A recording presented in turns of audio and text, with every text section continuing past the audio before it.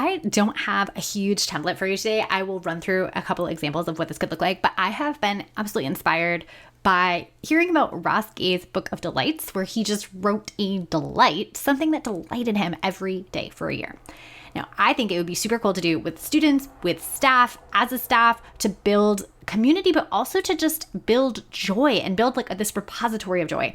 It could look a lot of different ways. I'm going to go through a couple, but I think this will be great. Here we go. Each person have their own Google slide, or you could have a shared Google slide, but each person has their own 30 slides or something that is theirs. And then you could literally use it as a journal.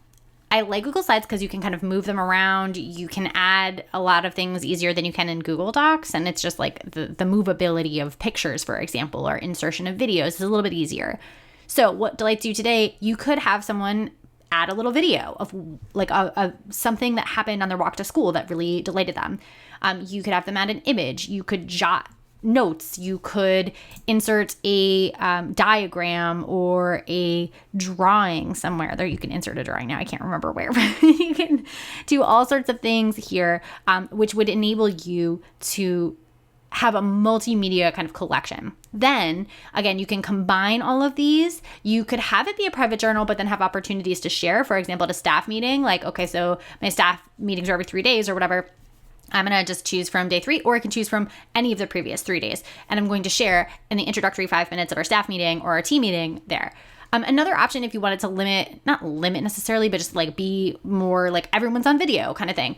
You could use like a flip and do like, this is just the typical one that they develop, but like weekly check-in, something like this. And so each person would share their delight. So they're on the lookout for delights. Maybe they're journaling, but you don't want to mandate that for your staff.